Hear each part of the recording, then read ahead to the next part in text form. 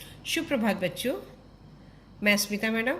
आज हम लोग कक्षा छठी के पाठ 7 भारत रत्न डॉक्टर राजेंद्र प्रसाद शीर्षक है, तो उनके बारे में आज हम लोग विस्तार पूर्वक जानेंगे।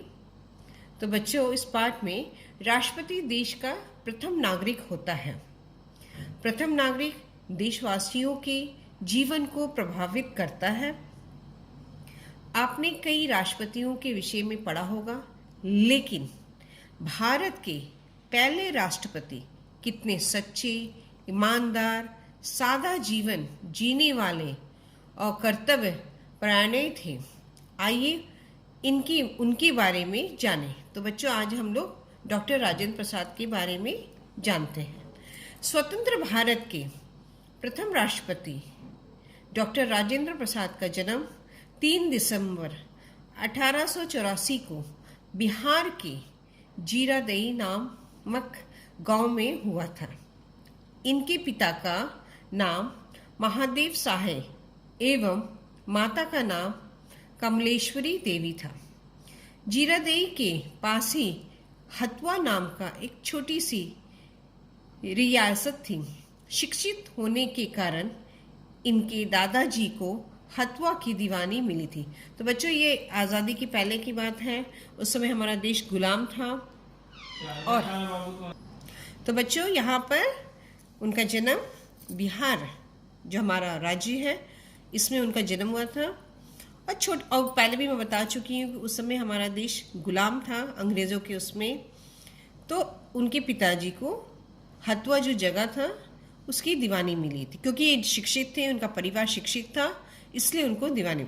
तो दादा दादी, चाचा, माता पिता का इन पर खूब प्रेम बरसता था। 5 वर्ष की आयु में इनकी शिक्षा आरंभ हुई। तो यानी सभी लोग इन्हें बहुत चाहते थे, बहुत प्यार करते थे, और 5 वर्ष की आयु में इनकी शिक्षा आरंभ हो जाती है।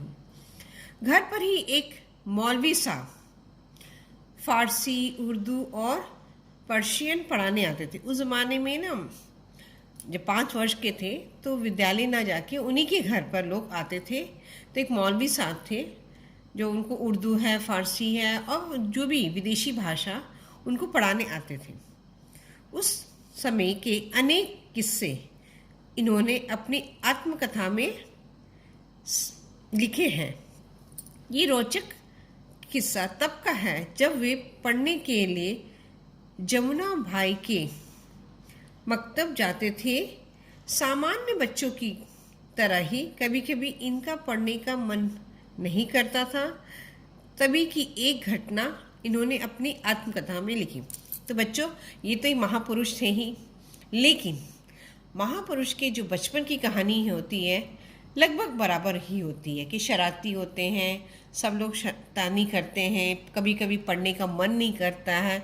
उसी तरह तो यहाँ पर भी इन्होंने अपनी आत्मकथा में, यानी अपनी जीवन की कहानी जब लिख रहे थे तो बहुत सारी किस्से लिखे थे। उसमें से एक किस्सा इन्होंने यहाँ पर लिखा है कि कभी जब ये पढ़ने के लिए जाते थे तो इनको पढ़ने का कभी कभी मन नहीं करता था। तो उस समय इन्होंने क्या शरारती की थी, तो जाने। संध्या को जल्द नींद आती, इससे हमेशा डर रहता था कहीं झुकते देख कर मौलवी साहब दंड ना दे दे। जब वो 5 वर्ष के थे, मौलवी साहब उनके घर आते थे पढ़ाने, तो और शाम के समय कभी कभी नींद आने लगती थी, और नींद आती तो आंखें बंद होकर झुकने लगते थे। तो इसीलिए तो इनको डर लगता था कहीं मौलवी साहब इन्हें दंड ना दे दे। तो इसीलिए उन्होंने क्या, जल्द छुट्टी के 2 उपाय थे। यानी सोचते थे कि जल्दी से हमें छुट्टी मिल जाए पढ़ाई से और हम लोग घर चले जाओ। तो खेल कूद में जमुना भाई लीडर थे। तो इन लोग जमुना भाई के मकतब तो जाते, मकतब तुम लोग जानते हो, उस ज़माने में एक छोटा मोटा पाठशाला हुआ करता था, लोग बच्चे वहीं जाके पढ़ाई करते थे। तो जमुना भाई लीडर थे और जल्द छुट्टी के उपाय भी वही करते थे। यानी जल्दी से छुट्टी कर लेना चाहिए, जल्दी घर जाना चाहिए, पढ़ाई की से छुट्टी लेने के लिए कुछ कुछ उपाय उन लोग ढूंढते रहते थे। तो जमुना भाई के जो थे लीडर थे उसमें, पढ़ने के लिए उस ज़माने में बता रहे हैं क्या क्या कहानी हुआ करती थी। पढ़ने के लिए तेल देकर दिया जलाया जाता था। जमुना भाई दिन को ही कपड़े में राख या धूल बांधकर छोटी सी पोटली बनाकर छिपाकर रख लेते थे। तो बच्चों, अभी तो हम लोग के आसपास ट्यूबलाइट रहते हैं, बल्ब्स रहते हैं, जनरेटर के द्वारा बत्ती गुल भी हो जाती है, तो हम लोग को पढ़ने में सुविधा नहीं होती है। लेकिन उस ज़माने में बिजली बहुत कम हुआ करती थी, तो शाम के वक्त दिया मतलब कि तेल डालकर दिया जलाया जाता था। तो यहाँ पर क्या करते थे इन लोग, तो उसकी बत्ती बनाई जाती थी। तो इसमें उन्होंने क्या करते थे, कपड़े में राख या धूल बांध कर, कपड़े के अंदर राख या धूल बांध कर उसकी पोटली बना बना के लोग रख देते थे कि जिस दिन दिए में तेल अधिक देखने में आता, चिराग की बत्ती उसकाने के बहाने छिपाकर पोटली दिए में रख देते थे। देखते ही दिए पोटली तेल सोख लेती और दिया जल्द बुझने पर आ जाता।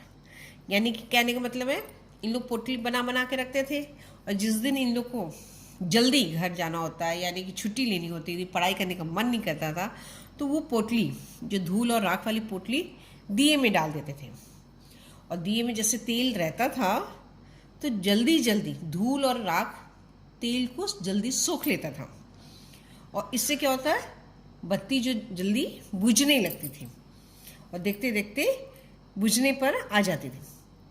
मौलवी साहब दाई पर रंज होते ही कि तेल क्यों कम लाई, पर मजबूर होकर जल्द ही किताब बंद करने का हुक्म देते थे।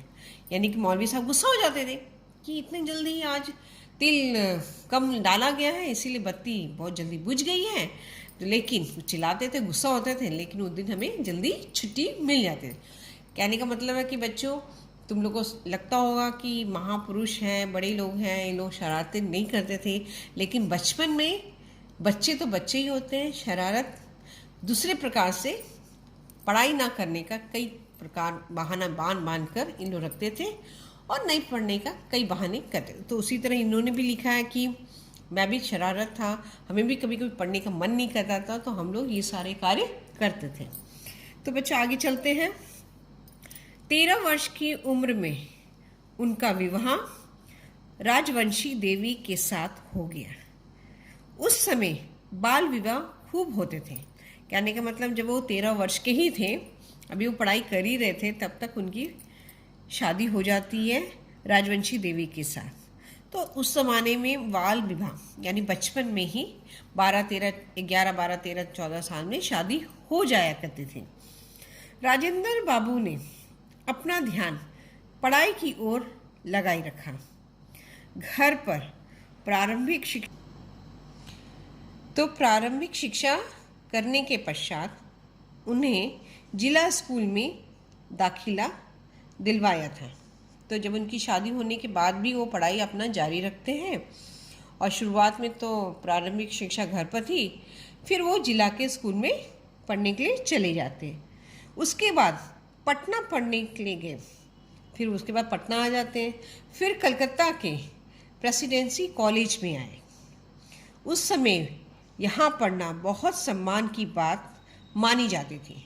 तो आज भी है प्रेसिडेंसी कॉलेज कलकत्ता में, बहुत ही बड़ा कॉलेज है, और उस ज़माने में तो और बहुत सम्मान की बात होती थी, तो इनका दाखिला वहाँ हो जाता है।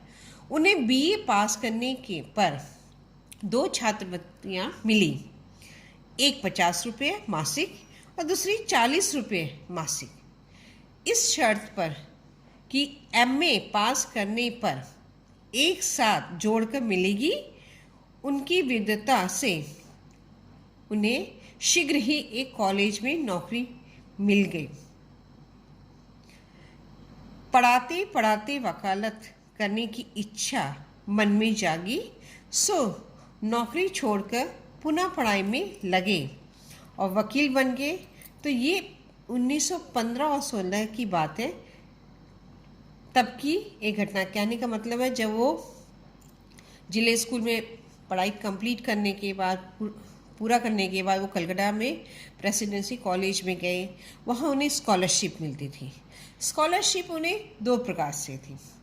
ये कि आप बीए करने के बाद एमए भी करेंगे तो उसमें मासिक, उस ज़माने में कम रुपए की बहुत मान होती, यानी कि 50 रुपये मासिक, यानी 50 रुपीज़।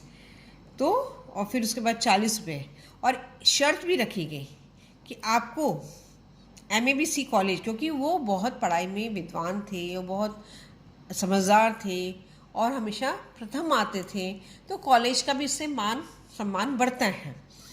तो उसके बाद इनको तुरंत नौकरी भी मिल जाती है।